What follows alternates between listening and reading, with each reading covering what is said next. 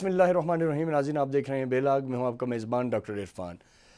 मुल्क की सियासत में जो आए रोज़ एक ड्रामाई तब्दीली नज़र आ रही है, उससे अवाम कंफ्यूज हो रही है। लोगों को समझ नहीं आ रही कि मुल्क का सियासी किबला क्या है। कभी हमें नज़र आता है कि गवर्नमेंट बहुत अपर हैंड पे है, लेकिन अगले ही लम्हे हमें नज़र आता है कि गवर्नमेंट के लिए मुश्किलात बढ़ती जा रही हैं, क्योंकि जिस अंदाज़ में मियाँ शहबाज शरीफ साहब को मुल्क से बाहर जाने की इजाज़त दी गई, उस पर सियासी माहिरीन ये कह रहे हैं कि ये गैर मामूली इक़दाम है और इसके हवाले से बड़े बारीकबीनी से तज्ज़िये हो रहे हैं, बातें हो रही हैं और कहा जा रहा है कि शहबाज शरीफ साहब बाहर जाएंगे, मियाँ नवाज शरीफ साहब से बात करेंगे और उन्हें कन्विंस करने की कोशिश करेंगे कि जो उनका हार्ड स्टांस है वो उसमें कुछ फ्लेक्सिबिलिटी दिखाएं और डायलॉग करें, और अगर मुल्क में जल्द इंतखाबात की फ़िज़ा कायम होती है तो उसमें वो अपना कंट्रीब्यूशन दें। बहरहाल ये तज्ज़िये हैं, ये मफरूज़े हो सकते हैं, इसमें हक़ाइक़ हैं या नहीं, ये हमारे आज के मेहमानों से हम पूछेंगे कि कितनी इसकी फिजिबिलिटी है, कितना ये पॉसिबल है कि इस दौर में ये हो। और दूसरी बात ये कि मौजूदा गवर्नमेंट जो कि ये दावे के साथ और इस वादे के साथ आई थी कि वो ना सिर्फ डिलीवर करेंगे बल्कि आवाम के मसाइल को तरजीह बुनियादों पर हल करेंगे, लेकिन अलमिया ये है कि इस वक्त तक एक तवील वक्त गुजर जाने के बावजूद, 2.5 साल का अरसा गुजर जाने के बावजूद गवर्नमेंट प्रैक्टिकली कोई ऐसे इकदाम करने में नाकाम दिखाई देती है जिससे ये कहा जाए कि गवर्नमेंट डिलीवर कर रही है या सिस्टम फंक्शन कर रहा है। अब ऐसे हालात में देखना यह है कि क्या सूरत हाल जूं की तू रहेगी, क्या ये जो चीज़ें चल रही हैं वो इसी तरह चलती रहेंगी या इसमें कोई शिफ्ट के इम्कानात हैं। एक तरफ हमने देखा कि PDM से पाकिस्तान पीपल्स पार्टी ने तकरीबन राहें अमलन जुदा कर ली थी, लेकिन फिर गुज़श्ता रोज़ हमने देखा कि राजा परवेज़ अशरफ साहब की क़यादत में एक पीपल्स पार्टी की डेलीगेशन ने मौलाना फजल रहमान से मुलाकात करके अंदिया दिया है कि आने वाले दिनों में पाकिस्तान पीपल्स पार्टी अपना कंट्रीब्यूशन PDM के लिए देने को तैयार है। ये वो सारी डेवलपमेंट है जिस पे आज के प्रोग्राम में बात करेंगे। शहबाज शरीफ साहब के बाहर के विज़िट के हवाले से बात करेंगे, मुल्क में क्या मुमकिन तौर पे आने वाले दिनों में हालात पैदा हो सकते हैं, सियासी सूरत हाल क्या हो सकती है, इस सारी सूरत हाल पर बात करेंगे। एक शार साहब ब्रेक लेंगे, ब्रेक के बाद जब वापस आएंगे तो हमारे पास पाकिस्तान के नामवर तजियागार मौजूद होंगे जिनसे इस सारी सूरत हाल पर उनका मौक़िफ़ आप तक पहुँचाएँगे। हमारे साथ रहिएगा।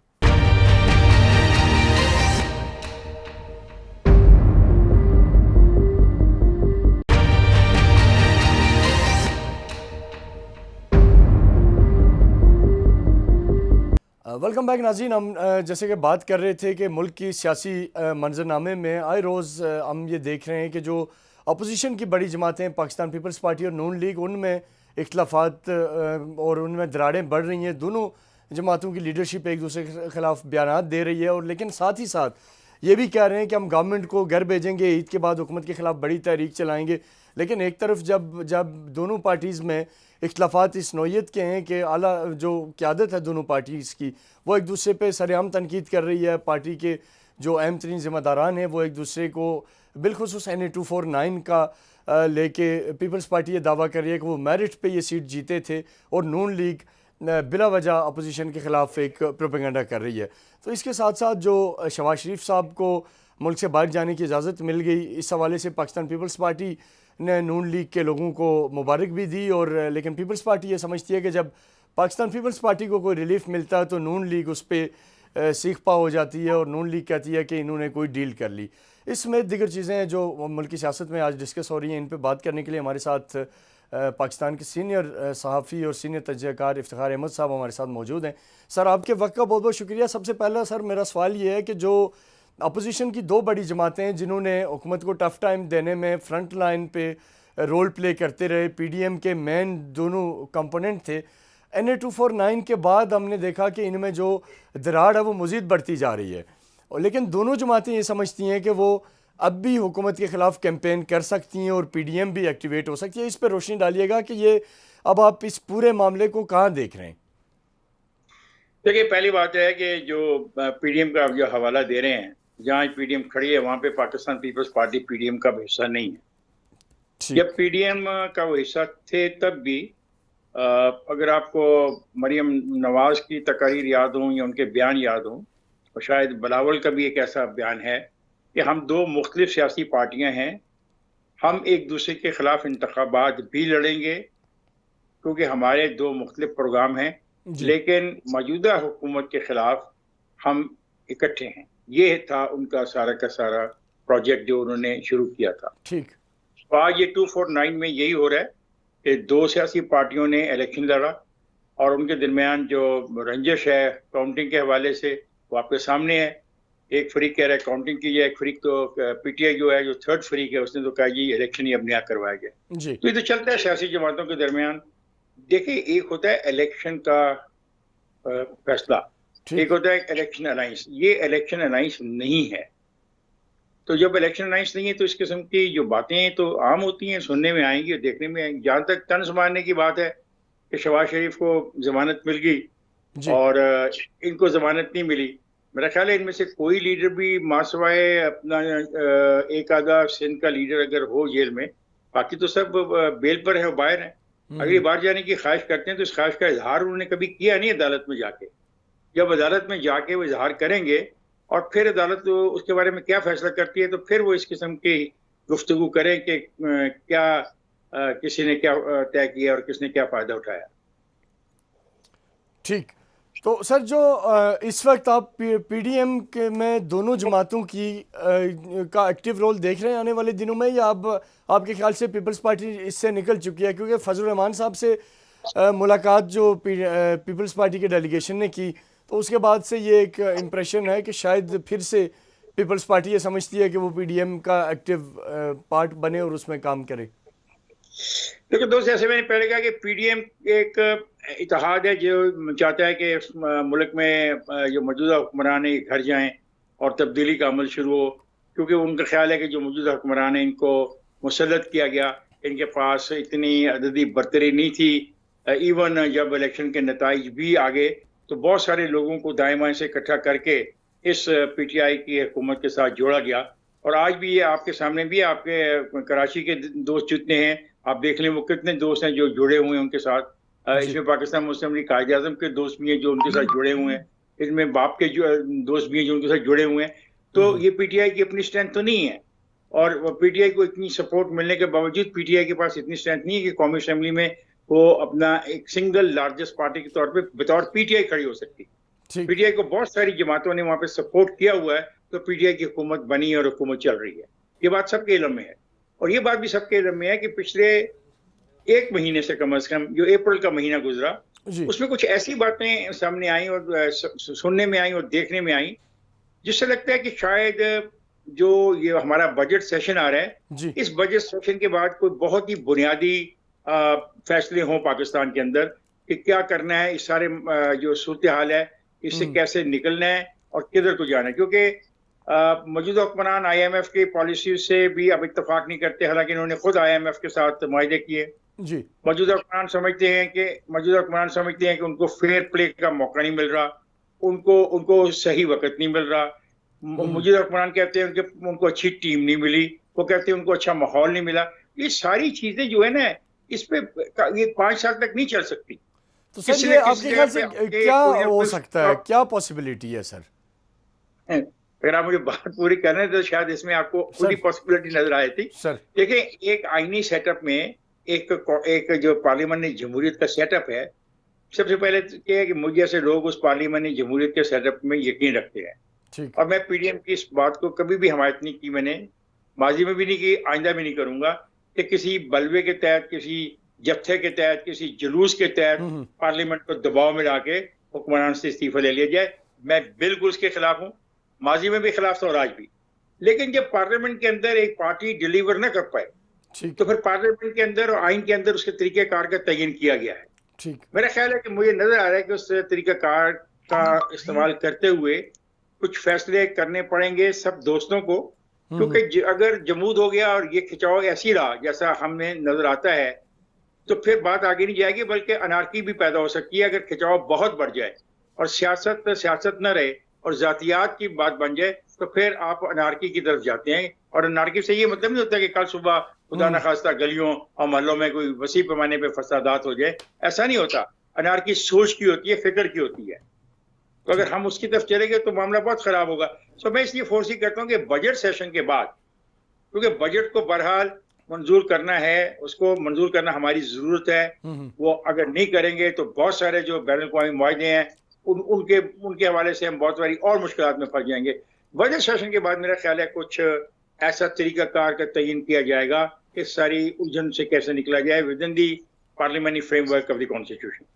सर असल में मैं भी क्योंकि आपकी मौजूदगी का फ़ायदा उठाना चाहता हूँ, आप एक बहुत बड़ा नाम है पाकिस्तानी सहाफ़त का, तो मैं जानना चाहता हूँ कि सर वो किस तरह की बेसिकली चेंज है, कोई इन हाउस चेंज हो सकती है, हो क्या सकता है? क्योंकि मौजूदा हालात में तो देखें सर, ऑप्शन यही है कि एक तरफ हुकूमती इत्तेहाद है, दूसरी तरफ अपोजिशन है, और अपोजिशन के आपके सामने ही है, पहले भी अटेम्प्ट की उन्होंने छोटी मोटी सेनेट में, वो तो कामयाब नहीं हुए किसी चीज़ में। अब यही एक फार्मूला जैसे आपने फरमाया कि मुमकिन है कि कोई क्या हुकूमती जमात में कोई आला सतह के जो ओहदे हैं उनमें कोई तब्दीली का फार्मूला हो सकता है, क्या हो सकता है, इसमें थोड़ी सी रहनुमाई कीजिएगा। मेरा ख्याल है कि फार्मूला ऐसा होगा कि शायद क्योंकि मियां नवाज शरीफ नए इलेक्शनों से कम तो कुछ चीज़ नहीं मानने को तैयार, ठीक, और नए इलेक्शन जो है आईनी तौर पर वो 2023 में होंगे, लेकिन जो इक्तिसादी सूरत हाल है, जो मुल्क की सियासी सूरत हाल है, जो इंतजामी सूरत हाल है, अभी देख लें कल आपके प्राइम मिनिस्टर ने किस तरीके से अपने सफीरों को झाड़ बुलाई है जी, और क्यों बुलाई है? इसलिए कि जो हमारे दोस्त बैठे हुए हैं गैर मुल्कों में, उनको चूंकि वोट का हक देने का फैसला किया गया, तो उनको खुश करने के लिए सफीरों को झाड़ बना दिए। ठीक, इस तरीके से निज़ाम नहीं चलेगा कि आप अपने खास वोट बैंक को खुश करने के लिए अदारों को आप इस तरह ह्यूमिलेट करें। तो मेरा ये ख्याल है कि ये सब चीज़ों को मद्देनजर रखा जाएगा। इमरान खान के पास एक चॉइस है जिसका असद उमर ने ऐलान कर दिया। असद उमर ने कहा कि वो दबाव में नहीं आएंगे, वो असेंबलियां तोड़ देंगे। हाँ, ये चॉइस एक वज़ीर आज़म के पास होती है। अगर असेंबलियां टूटेंगी तो फिर इलेक्शन ही होगा ना।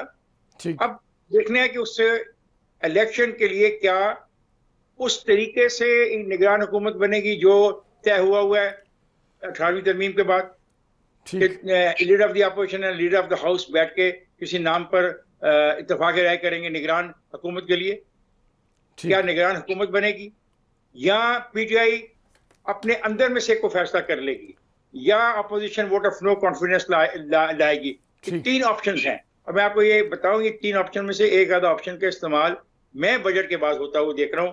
मैं देखता हूं कि नेक्स्ट ईयर जो अगला साल है उसमें इलेक्शन कहीं हैं, अर्ली डेज में हो जाए, मार्च अप्रैल में हो जाए, लेकिन नजर आ रहा है क्योंकि हालात ऐसे नहीं है। ठीक, यानी आपके ख्याल से कुछ ना कुछ होगा, चाहे वो इन तीनों ऑप्शन में से जो भी हुआ, बट एक तरीका करना पड़ेगा, हालात का मुतालबा है। सर दूसरा, शहबाज शरीफ साहब की जो बैरून मुल्क जाने की इजाज़त दी गई है, ये इसको आप कैसे देखते हैं? इसमें भी ज़ाहिर यही है कि एक तवील अरसा वो जेल में रहे, उन पर मुकदमा चलते रहे, ज़मानत हुई और अब ज़मानत के फौरी बाद वो बाहर जा रहे हैं, तो इस हवाले से क्या इसका क्या वो जाके कोई मियाँ साहब से कोई मशावरत के हवाले से जाना चाहते हैं, या रूटीन जो जैसे वो कह रहे हैं कि अपनी सेहत की सहूलियात के लिए या इलाज के लिए जा रहे हैं, इसको आप कैसे देखते हैं? क्या ये कोई अहमियत का हामिल है मौजूदा तनाजुर में, या इनके दौरे की या बाहर जाने की कोई ज़्यादा अहमियत नहीं है? और ये बाहर जाने की अहमियत तो आपको आज नज़र आ गई होगी ट्विटर पे और सोशल मीडिया पे, किस तरीके से रद्दमल आया है पीटीआई का और पीटीआई के लीडरों का। इस पे बहुत बहुत बड़े लीडर उनके बोले हैं, उन्होंने अपना पॉइंट ऑफ व्यू बड़ा सख्त लफ्जों में दिए, और उन्होंने पॉइंट ऑफ व्यू देते हुए इस बात का एहसास नहीं किया कि ये एक अदालती फैसला है। अगर अदालतों के फैसलों का इस तरीके से ही मजाक उड़ाना है और ठट्ठा करना है और उनको रिडिक्यूल करना है, तो ठीक है, ये जैसे आपने एम्बेसडर्स को रिडिक्यूल किया, आप इनको भी रिडिक्यूल कर ले। असल में रिडिक्यूल करने से मामला रिजॉल्व नहीं होंगे। आपका जो सवाल है, मेरा ख्याल है आपके सवाल में मैंने जो कहा, बड़ा आपके सवाल को अपने मेरी जो कही हुई बात उसके साथ मिलकर जरा पढ़े। सर नवाज शरीफ किसी भी वक्त शॉर्ट टर्म में जाने को गालिबन तैयार नहीं। ठीक, वो सिर्फ इलेक्शन चाहते हैं, नए इलेक्शन। नए इलेक्शन तीन वजूहात की बिना पे हो सकते हैं, जैसा मैंने आपके साथ अपने ख्यालात का इज़हार किया। ठीक, मेरा ये ख्याल है कि शहबाज शरीफ जो जा रहे हैं इस सारे मामले पे खुल के उनसे बात करेंगे और मियां साहब से ये कहेंगे कि कुछ रवैये में थोड़ी बहुत हमें भी लचक पैदा करनी चाहिए, मुफाहमत पैदा करनी चाहिए। अगर निगरान हुकूमत का मसला आता है या नए लीडर ऑफ द हाउस के चुनाव का मसला आता है, तो कोई जरूरी नहीं कि नया लीडर ऑफ द हाउस इधर से हो। मुमकिन है कि पीटीआई वाले भी खुद एक कोई फैसला कर ले कि नया leader of the house Imran नहीं होगा। तो इन सारी ऑप्शंस को खुला रखा हुआ है, और मेरा ख्याल है इन्हीं ऑप्शंस पे गुफ्तगू करने के लिए शहबाज शरीफ साहब जा रहे हैं। और जब शहबाज शरीफ साहब उनसे मुलाकात करेंगे तो फिर वापस आके मौलाना फजल रहमान से उनकी बड़ी इंपॉर्टेंट मुलाकातें होंगी। और आप देखिए कि थोड़ा सा रुझान पीपल्स पार्टी का भी पिछले 5-6 दिन में आपको नजर आ रहा है कि वो पीडीएम के करीब जाना चाहते हैं जी। तो जिस पीडीएम के बारे में आप कहते हैं कि उसके ऊपर फातिहा पढ़ ली जाए, मेरा ख्याल है अभी पीडीएम पे फातिहा नहीं पढ़ी गई। ठीक, यानी आप समझते हैं कि अभी भी वो पीडीएम का जो स्टांस है कि हम हुकूमत को घर भेजेंगे, वो कहीं ना कहीं वो सोच एग्जिस्ट करती है और उनको शायद उस तरह की फिजा भी में असर आ जाएगी आने वाले दिनों में। जी, मैंने तो यही आपसे शेयर किया ना, जो ऑप्शंस मैंने आपसे डिस्कस किए हैं और उसकी मैंने रीजनिंग दी है। दो से एक बात याद रखो, इतना ज्यादा खिंचाव अगर पैदा हो जाए ना मुल्क में, तो मुल्क तसादम की तरफ चले जाते हैं। ग्रोह, लोग, अफराद लड़ पड़ते हैं आपस में। ठीक तो सर, इस ये हद बड़ा अगर लड़ेंगे तो बहुत नुकसान होगा। और बिल्कुल याद आपका रखो, जो इंसाइट इक्तिसादी सर। सूरत हाल है, इक्तिसादी सूरत हाल ये नहीं होती कि गैर मुल्की आपको पैसे भेजने पाकिस्तानी और आप बहुत खुश हो रहे हैं। आप वो स्टेट बैंक में पैसे ना रखें ना, वो ठीक। उनके घरों में सारे के सारे पैसे जाने दें। आप खुश इसलिए हो रहे हैं कि स्टेट बैंक में वो पैसे रख के आपको उसके मुकाबले में 1/3 होता है 30%। अगर आपके पास इतने रिजर्व हों तो आप 30% उसके नोट छाप सकते हैं। तो इसलिए आप बड़े खुश हैं कि जो पैसा आके स्टेट बैंक में जा रहा है उसके अगेंस्ट आप नोट छाप रहे हैं। ठीक। तो लेकिन जो इन्फ्लेशन हो रही है, जो 11-12% है, वैसे जो 100 रुपए आपकी जेब में है उसकी कीमत 11 रुपए कम हो गई है। बहुत सारी ऐसी चीजें हैं जो जो बहुत डिटेल डिस्कशन मांगती हैं। कैसे चीज, मसलन मुझे एक बात बताएं, एकदम ये कैसे ख्याल आ गया बैठे बैठे के इलेक्शन करवाने हैं तो वो इलेक्ट्रॉनिक वोटिंग के जरिए कराने, कैसे ख्याल आ गया? और ये कैसे ख्याल आ गया फिर वापस के गैर मुल्की पाकिस्तानियों को वोट का हक दो? अब देखो, गैर मुल्की पाकिस्तानियों को वोट का हक दो, एम्बेसडर को ह्यूमिलेट करो और वोटिंग मशीनों पे चले जाओ। इसका मतलब है पीटीआई भी तैयारी कर रही है ज़हनी तौर पर इलेक्शन की। ऐसा नहीं है कि दूसरी तरफ ही शहबाज मिलने जा रहा है नवाज शरीफ को, ऐसा नहीं है। वो पार्टी जो रूलिंग पार्टी, उसको खुद भी उसके अगर आप अमल देखें, उसके एक्शन देखें, तो वो जाहिर करते हैं कि दे आर आल्सो, वो स्मेल कर रहे हैं सम इलेक्शन समवेयर बिफोर 2023। ठीक, यहाँ सर बस एक आपसे आखिरी चीज़, लेकिन बड़ी ज़रूरी है, आपकी सारी बातों से लिंक्ड है, कि क्या जैसे इमरान खान साहब अक्सर ये कहते हैं या उनकी टीम के लोग भी कहते हैं कि वो फिजा नहीं है कि हम डिलीवर कर सकें, आपने भी फरमाया, तो इस चीज़ के कितने इम्कानात हैं कि अगर कोई नए इलेक्शन की तरफ जाएं तो पीटीआई ये सोच रही हो कि शायद वो सिंपल मेजोरिटी के साथ आ जाएंगे और अपनी मर्जी से फिर मामलात करेंगे अपोजिशन के साथ अभी जो इश्यूज हैं, इस पॉसिबिलिटी को आप कितना देखते हैं? या आपके ख्याल से इलेक्शन होगा तो नताइज हुकूमती जमात के हक में नहीं होंगे? नहीं, आप दोबारा सवाल करें, मैं आखिरी फिक्रा नहीं समझ पाया आपका। सर, अगर इलेक्शंस होते हैं दोबारा से और उसमें आप क्या देखते हैं कि क्या अपोजिशन इत्तेहाद मजबूत पोजीशन के साथ उभरेगा, या हुकूमत को शायद ये लग रहा होगा कि अगर हम इलेक्शंस करवाएं और हम सिंपल मेजोरिटी ले लेंगे, ये जो सारी टैक्टिक्स हैं कि हम ओवरसीज़ को वोट का हक दे दें, बाकी चीज़ें कर लें, इलेक्ट्रॉनिक वोटिंग कर लें, तो इससे हो सकता है ऐसी भी कोई तैयारी हो कि सादा अक्सरियत के साथ आ जाएं और फिर अपनी मर्जी से चीज़ें करें? आप इसमें किस चीज़ को देखते हैं? बिल्कुल मैं इसको रूल आउट नहीं करता। देखें, इलेक्शंस में क्या होता है इसको रूल आउट नहीं किया जाता, लेकिन उसमें गुफ्तगू हो सकती है। मेरा ये ख्याल है कि इलेक्शन जो होंगे, अगर कौमी असेंबली डिसॉल्व की गई, मेरा नहीं ख्याल कि सारी असेंबलियां डिसॉल्व होंगी। मेरा ये भी हंच है। इस पर मेरे पास लॉजिक इतनी गहरी नहीं है कि वो क्यों नहीं होंगी, लेकिन मैं समझता हूँ कि जो इस सिंध में, खैबर पख्तूनख्वा में, बलूचिस्तान में, पंजाब में मामला चल रहे हैं, उससे ज्यादा वफाक के मामला उलझे होंगे। ठीक। अच्छा, अगर ये बात बिल्कुल ठीक है, जिस तरह मैंने खुद कहा कि मुझे पीटीआई की तमाम कार्रवाई जो पिछले कुछ महीनों से हो रही है, वो इलेक्शन के अंदर से वो तैयारी को कर रहे हैं। मुमकिन है उस तैयारी में वो जो कम से कम 173 वोट चाहिए उनको, मेरा ख्याल वो इसको ले जाने की कोशिश करेंगे। जबकि अपोजिशन का ये ख्याल है कि 14 सीटें पंजाब की जो मुस्लिम लीग है वो कह रही है 14 सीटें उनकी ज़ाया करवाई टीएलपी ने, तहरीक लबैक पाकिस्तान ने। फिर सराइकी बेल्ट के जो लोग थे उनको किसी के कहने पर वो इमरान के साथ गए।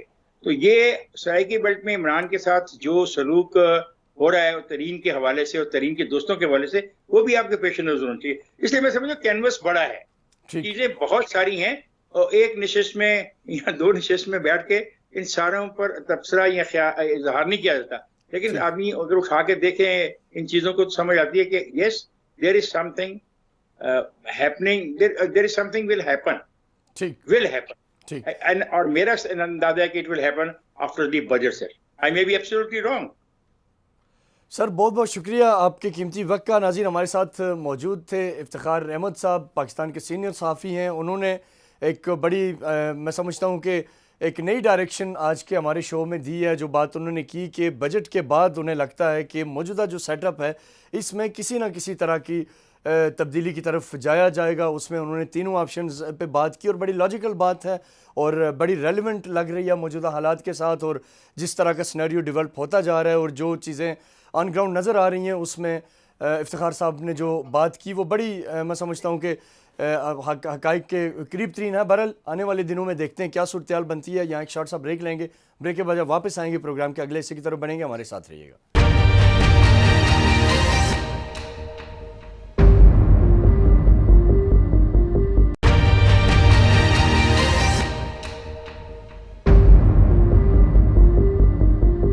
वेलकम बैक नाज़रीन। ब्रेक पे जाने से पहले हमारे साथ मौजूद थे इफ्तिखार अहमद साहब, सीनियर सहाफ़ी, जिन्होंने अपना तजिया दिया, जिन्होंने कहा कि उन्हें ये लगता है कि मौजूदा जो निज़ाम है इसमें कुछ इश्यूज़ हैं और कोई ना कोई चेंजेस बजट के बाद लाजिम है ताकि ये सिस्टम डिलीवर करे और काम आगे बढ़े। और उनका कहना था कि शहबाज शरीफ साहब की को जो रिलीफ मिला है और ये जो बाहर जा रहे हैं ये बेसिकली मियां नवाज शरीफ साहब के साथ बैठक के लिए जा रहे हैं, उनके साथ मशावरत के लिए जा रहे हैं। और जो मियाँ साहब एक बहुत सख्त स्टांस के साथ बात कर रहे हैं, उनको थोड़ा सा कन्विंस करने के लिए जा रहे हैं ताकि चीज़ें स्मूथली आगे बढ़ सकें। हमारे साथ इस सेगमेंट में पाकिस्तान के नामवर और सीनियर सहाफ़ी आरिफ निज़ामी साहब मौजूद हैं, जिनसे हम इस सारी सूरत हाल पर बात करेंगे। सर आपके वक्त का बहुत शुक्रिया। सर आपसे मैं ये जानना चाहूँगा कि ये जो मुल्क में ओवरऑल एक चीज़ें चल रही हैं, अपोजिशन जमातों की अंदर भी दरारें हैं। जिस तरह आपने देखा कि NA 249 के बाद PMLN और पीपल्स पार्टी एक दूसरे के मज़ीद आमने सामने खड़ी हो गई। तो आप क्या देख रहे हैं सर, ये जो अपोजिशन के पॉइंट ऑफ व्यू से जो अपोजिशन का स्टांस था, जो उनकी जो स्ट्रगल थी इतनी लंबी कि हम गवर्नमेंट को घर भेज देंगे, वो उसमें तो तकरीबन बज़ाहिर नाकाम नज़र आ रहे हैं। आपका इस हवाले से क्या तज्ज़िया है सर? वो देखिए बात यह है कि बगैर तो नाकाम नजर आ रहे हैं मुझे, लेकिन हुकूमत अपने वजन तले खुद ही क्रम्बल करती जा रही है। मुझसे ये जो बाई इलेक्शन हुए हालिया, इनमें जो इंतहाई अफसोसनाक या शर्मनाक कह रहे परफॉर्मेंस है एक हुकूमती पार्टी की, वो पै दर पै जो सारे इलेक्शन आर्मी और कराची जो कि उनका अपना सीट थी वो फैसल वाडा की गलबन वो 5वें नंबर पे है। तो मतलब ये तो क्लियर कट एक वर्डिक्ट है हुकूमत की कारकर्दगी के खिलाफ। सर तो सर आप क्या देख रहे हैं आने वाले दिनों में किस तरफ जा रहा है मामला? आपके ख्याल से अपोजिशन तो चलें अपनी जगह है जो भी है, लेकिन ये मामला जो है वो तो जाहिर है कि जा रहे हैं आपको सामने में, लेकिन PMLN मुझे नहीं लगता कि कोई वो पार्लियामेंट से बाहर कुछ एक्टिविटी करने के हक में है। तो वो बल्कि मरियम तो कह चुकी है कि 5 साल पूरे करे ये हमारी तो ख्वाहिश है। तो वो अगर 5 साल पूरी करते हैं तो फिर तो ये लॉन्ग मार्च और उसकी वगैरह की कोई फिटिंग ही नहीं होती लॉजिक। ठीक। तो सर शहबाज शरीफ साहब की को जो रिलीफ मिला है और बाहर जाने की इजाज़त मिली है, इसको आप क्या समझते हैं? कोई गैर मामूली नौयत की सरगर्मी है या इससे कोई फ़र्क नहीं पड़ेगा, रूटीन का है, बाहर जाएंगे और वापस आ जाएंगे? यकीनन ये फर्क तो पड़ेगा जी। ये अजीब तरफा तमाशा से कल तक का आदमी दे रहता है, जेल वो खतरा है और बख्तरबंद गाड़ियों में कराया जा रहा है उसको, और एकदम वो आज़ाद भी हो जाता है और उसके बाद उसको बाहर जाने की भी इजाज़त मिल जाती है। दूसरी तरफ आसन इकबाल के साथ कुछ लोग हो रहा है वो भी आपके पास सामने कि उनको ICL पर डाल दिया गया, ठीक, क्योंकि वो शोर बहुत मचाते हैं। तो इस किस्म की तदाद तो है। और शहबाज जो है वो अपना एक रोल अदा करने को तैयार है, और वो करेंगे रोल, लेकिन वो अपने भाई के खिलाफ वो रोल नहीं होगा। ये तो गलत फहमी है। ठीक। तो सर एक अनसर्टिनिटी की फ़िज़ा है मुल्क में, और लोगों के जहनों में ये चीज़ें हैं, हर कोई अपने अपने अंदाज से तजिया लगा रहा है। बाज़ लोग कह रहे हैं कि गवर्नमेंट क्योंकि परफॉर्म नहीं कर रही तो लाजमन कोई ना कोई तब्दीली ज़रूरी है इसमें। तो आप इस सारे सिनेरियो में क्या देख रहे हैं? आपको लगता है 5 साल स्मूथ पूरे हो जाएंगे, या कोई और नया फार्मूला बीच में ऐसा आ सकता है कि जिससे ये जो एक कन्फ्यूजन की सिचुएशन है इससे मामलात बाहर निकलें? देखिए फॉर्मूला तो फिर ये नो कॉन्फिडेंस ही हो सकता है ना, वो तो बड़ा आसान है करना। अब जहांगीर तरीन के जो ग्रुप है, जो वो लोग हैं, अगर वो अपना आपको असर्ट करें या इस किस्म का फॉर्मूला बने तो छुट्टी हो जाएगी खान साहब की। लेकिन मेरे ख्याल से ये मकसद नहीं है इस तरह छुट्टी कराना। जो ये खान साहब को टर्म पूरी करा के तो छुट्टी कराएंगे। ठीक। तो सर शहबाज शरीफ साहब को बाहर जाने की इजाज़त अदालत ने दी, लेकिन वफाकी वज़रा उस पर बड़े बयानात दे रहे हैं और बड़ा नाराज़गी का इज़हार कर रहे हैं और कह रहे हैं कि हम ये चैलेंज करेंगे। इस पर रोशनी डालिएगा कि क्या ये कहीं कोई फिर अदलिया के साथ गवर्नमेंट का कोई क्लैश या कोई ऐसी चीज़ की तरफ तो नहीं जा रहा? कुछ नहीं है, बयान क्या नहीं है, जरूरत नहीं है। ये फवाद चौधरी साहब पहले भी बयान देते रहे, जब भी रिलीफ बना अपोजिशन को तो उन्होंने बयान दिया अदलिया के खिलाफ इस किस्म का। जो मेरा ख्याल है कि ये बिल्कुल एक मोमल सी एक्सरसाइज है, जो बिल्कुल इसका कोई तुक नहीं बनता कि आप जुडिशरी को क्रिटिसाइज करें अगर आपके ढाप के मुताबिक ना आए फैसला। तो सर आखिरी सवाल आपसे पीपल्स पार्टी के हवाले से जानना चाहूँगा कि पीपल्स पार्टी इस वक्त किस मोड में है, क्योंकि बज़ाहिर तो वो नून लीग बड़ा गिला कर रही है कि इन्होंने अंडर द टेबल गवर्नमेंट से कोई डील कर ली और हमें हमारे साथ खड़े नहीं हुए, इस्तीफ़े नहीं दिए। लेकिन आज हमने देखा कि फिर राजा परवेज़ अशरफ साहब की क़यादत में मौलाना फजल रहमान साहब से मिलने पीपल्स पार्टी की एक आज फिर एक डेलीगेशन गया। तो ये सारा जो सिनेरियो है इसके ऊपर आप क्या समझते हैं कि क्या पीपल्स पार्टी PDM के साथ अलायंस में रहेगी या ये रास्ते हमेशा के लिए जुदा हो चुके हैं PDM के? नहीं है, कोई ऐसे जुदा नहीं हुई है। वो पीपल्स पार्टी जो है दरअसल उसको अपने रोल के बारे में PDM में पूरी तरह अदराक है, कहाँ तक जाना है, कहाँ तक उन्होंने नहीं जाना, और उसके मुताबिक वो अपनी हिफाजत कर रहे हैं। और होना भी ऐसी चाहिए कि PMLN और PDP अलग सियासी जमात है, उनका अपना अपना मैंडेट है, प्रोग्राम है, नजरिया, और वो खुद में दूसरे, तो वो कायम रहेगा। और हर पार्टी जो है वो अपनी कंस्टिट्यूएंसी दी थी, वो सिंध में गवर्नमेंट है उनकी, ये तो को रखते हैं कि इस्तीफे देके बाहर आ जाएंगे, ये तो बच्चेखाना बात है। ठीक। तो यानी आप ये समझते हैं कि फ़िलहाल कोई बहुत बड़ी ऐसी एक्सपेक्टेशंस नहीं है, लेकिन बहरहाल होने को कुछ भी हो सकता है। आपके वक्त का बहुत बहुत शुक्रिया सर, आपने अपना कीमती वक्त दिया और हमारे नाज़रीन के लिए अपना तजिया पेश किया। हमारे साथ आरिफ निज़ामी साहब मौजूद थे, पाकिस्तान की सहाफ़त का एक बड़ा नाम है, और उनका ये कहना है कि इस चीज़ के कोई ज़्यादा इम्कानात नहीं है कि पाकिस्तान में कोई बहुत बड़ा एकदम से पॉलिटिकल चेंज आ जाएगा। लेकिन मौजूदा जो हालात हैं उसमें यकीनी तौर पे गवर्नमेंट के लिए कुछ मुश्किलात ज़रूर हैं, जिनसे निकलने के लिए हुकूमत को बड़ी जामे हिकमत अमली की ज़रूरत है, वरना मसाइल इतने आसान नहीं है कि जिन्हें फ़ौरी तौर पे टैकल किया जा सके। इस सारी सूरत-ए-हाल पे आने वाले दिनों में देखेंगे क्या होता है। अपने मेज़बान डॉक्टर इरफान को इजाज़त दें, अगले हफ्ते फिर मुलाकात होगी, तब तक के लिए अल्लाह हाफ़िज़। पाकिस्तान पाइंदाबाद।